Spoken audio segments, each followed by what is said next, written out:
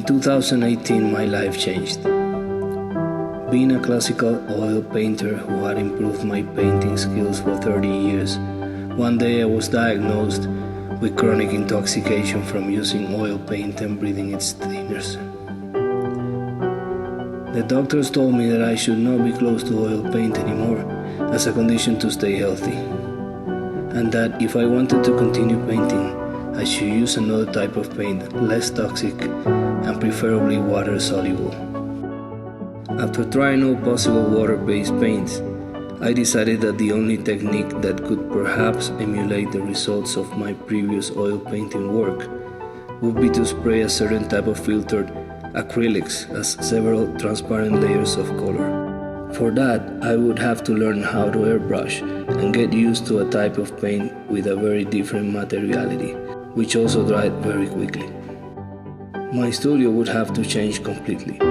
Also my tools, my skills, and with all this, I should start to paint something new, different and consistent with my new medium and way of applying paint. Airbrushing is basically to blow color particles towards a surface. Observing the stream of these particles flying to the canvas to form the images made me think about how not only my new paintings but everything was composed of particles. This awakened in me a great interest for quantum physics, and I began to study it. Understanding that absolutely everything is made up of particles that we don't appreciate because our vision cannot see such microscopic bodies, but rather their large-scale agglomeration.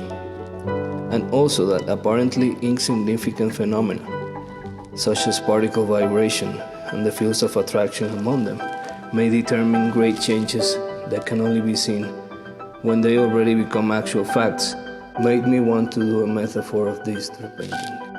If the world is entirely formed by spheroidal bodies, one way to render this in a painting starts when everything is round, except perhaps the straight lines that limit the format of the picture with the rest of the world around it. This also included my way to render text on top of the painted images. For me, this new path in my work opened an alternative to the old pictorial canons of abstraction or figuration. If figurative painting consists of imitating what agglomerations of particles look like when they are grouped to form things, people, interior scenes, or landscapes, and abstraction is to put matter onto a surface for a visual response of the senses without mimicking anything, representing with almost photographic mimesis the vibration of the particle that form everything can be abstraction, figuration, or a completely new way of seeing the world through painting. Even more if we read the text layer over the pictures and they get to trigger another sort of images to our mind on top of what we are already seeing. I think this is possibly the most important contribution that I have been able to make to my profession, which paradoxically was born from a problem that threatened my health and my possibility to keep painting. Indeed, life is more important than art, and also what makes it interesting at times.